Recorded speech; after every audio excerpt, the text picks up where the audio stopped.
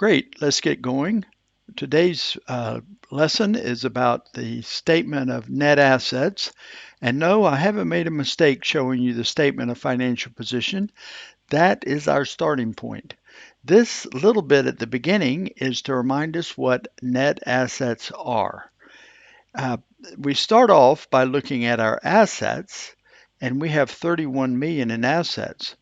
And those 31 million assets are a hodgepodge of all kinds of things.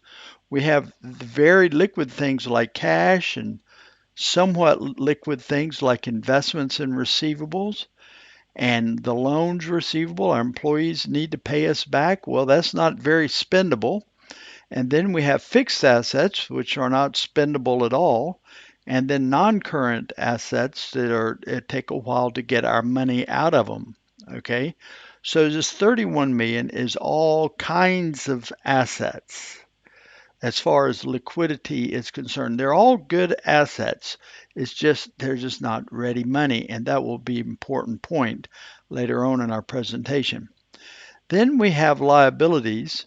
Some of those assets will right away go to pay for our current liabilities, but ultimately we have 12 million of liabilities. So 31 million of the 31 million assets, 12 million of them are headed toward paying off our liabilities. That leaves our net assets. And if you remember our net assets, so that our net assets are this 19 million. The total assets minus the liabilities gives us our net assets. Then you remember I used the word slice and dice, so here it comes again. We then take those net assets and we, um, in four different ways, divide up the 19 million. So we put some of the assets are of that 19 million are in our planned fund and some are in our operating fund, a total of 19 million. They're all one or the other. Then another way to look at the 19 million is that some of them are tithe and some are non-tithe. So of the assets we have up there, some of it we received that was supposed to be spent on tithe. We haven't spent it yet. And so the easiest thing to look at is that 3 million were tithe donations that we're still holding and that needs to be spent in the proper way with tithe. So our tithe plus our non-tithe equals 19 million. And then can say the same thing about restrictions. Some of them, the um, assets are restricted and by the donors, and some are not. So the total restricted and the total unrestricted equal 19 million. And that was restricted by the donors. Then we have allocated. The board has designated certain amounts of money, a certain amount of net assets to go to a certain purpose. Evangelizing the Igbo of Southeast Nigeria, uh, or money, saving up money to pay for when we all go to a general conference session. And so we have different pots that have been allocated, and then we have the unallocated amount, and all the pots and the unallocated amount equal 19 million. So that was to remind you the way our net assets worked. Okay, um, I don't want to get you dizzy, but let's watch this. So we come down here, and if you had a photographic memory, you could remember these numbers. Let's just grab one for for discussion's sake. Let's remember the 14 million and the 5 million. 14 million are the net assets that are in operating, and 5 million are in our plant fund. Okay, totaling 19 million. 14 in our operating, 5 in our plant fund. Okay, hold those numbers in your head, and we come down here to the statement of net assets. So the statement of net assets is explaining those details in even greater amount. And before we forget them, let's look over here. This is the balance of the net assets at the end of the year over on the right here. And you can see our 14 million total for operating fund. And so this is giving us even greater detail of the breakdowns of the slicing and dicing we talked before. And then we can come down, there's our 14 million. Okay, 14 million. And there is our 5 million that's in the plant fund. So the 14 million and the 5 million is the 19 million. So the same concept of taking the net assets and having them into pots and into subgroups and into purposes. If you went back over to the other page, we have tithe and non-tithe. These numbers, you can take my word for it, correspond to numbers back on the net asset portion of the balance sheet. And then you can see over here, remember me telling you some were tithe and some were non-tithe? Okay, here you can see our allocateds are broken down by tithe and non-tithe.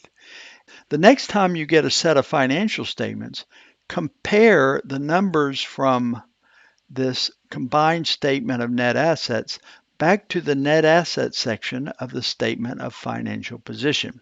This are the balances at the end of last year.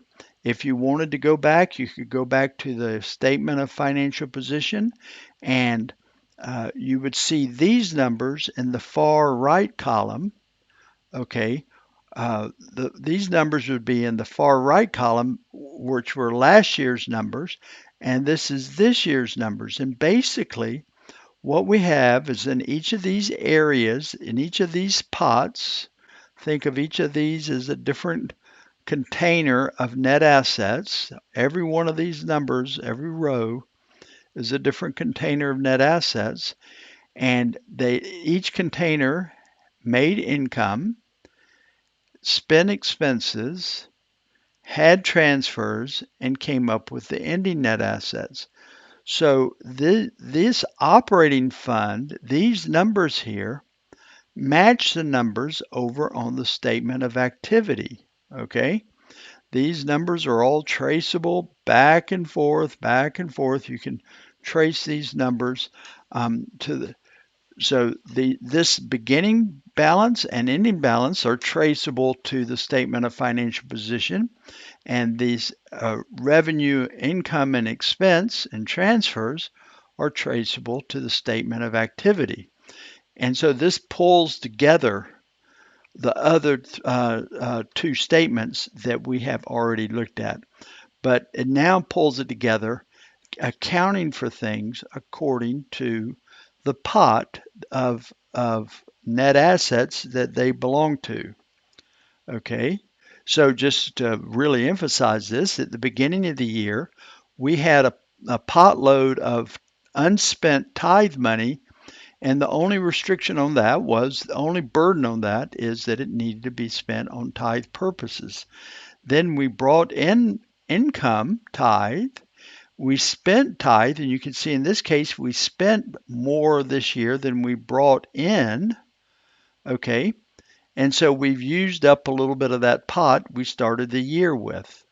Okay, so we began the year with this, we brought in the income, we spent the expenses, and here we're transferring the 200, okay, to tithe related purposes. Okay, and we could go down here and find the 200 is coming out of unallocated tithe and is being allocated to tithe purposes, tithe allowable purposes.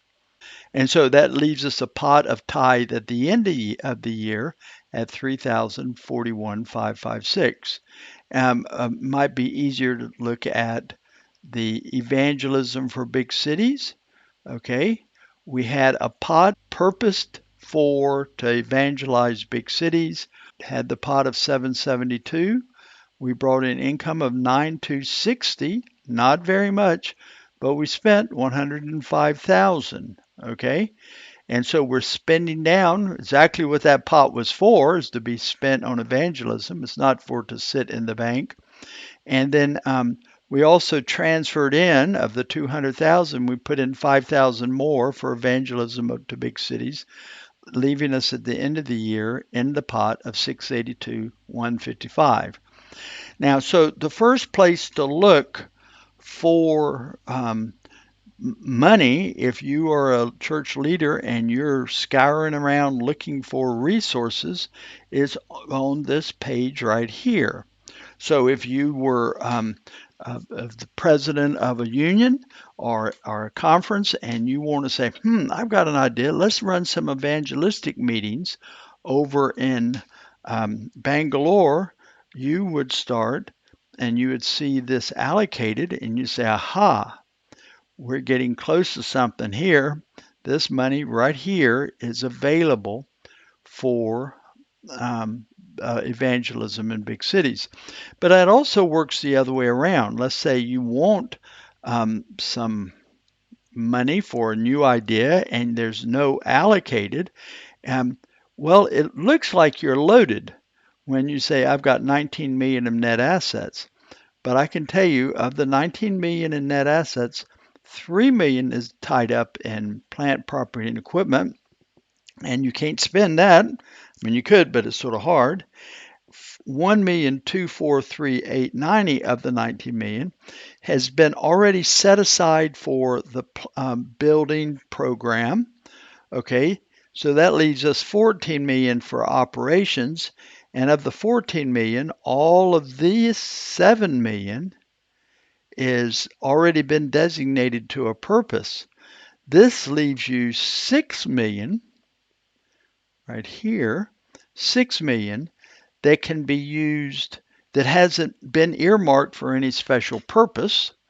And then of the 6 million, if your bright idea is a tithe project, tithe suitable project, then you can spend the entire 6 million, okay, on that tithe project because you can spend non-tithe for tithe projects, but not vice versa. You cannot spend tithe for a non-tithe project.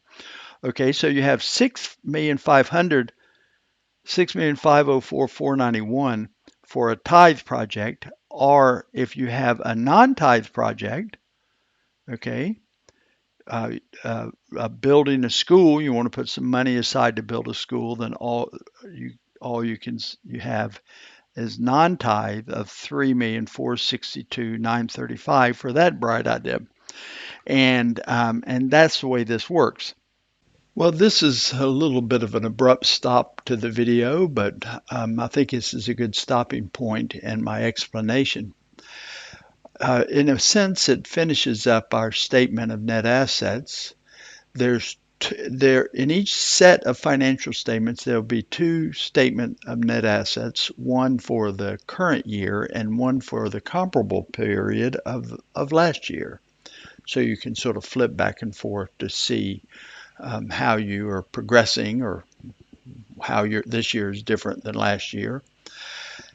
Um, and in this topic of net assets, we had a lot of discussions about allocations. And in the topic of allocations of net assets, there is a serious problem within the financial statements. And so our next video is going to address that. And that is the problem is the liquidity problem.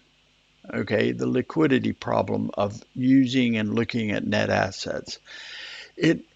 I don't want to say it's deceptive, but it is pretty close to deceptive if you're not a knowledgeable user. You can easily use a statement of net assets to make some decisions that will be harmful to your organization. So you want to watch the next video. It also serves as a bridge to the video after that, which is about the working capital statement. And so in a sense, we are just going to spend a little bit of time talking about liquidity and liquidity in the context of allocated net assets and what they mean. And so with that in mind, we'll wrap this up and thank you for watching these videos.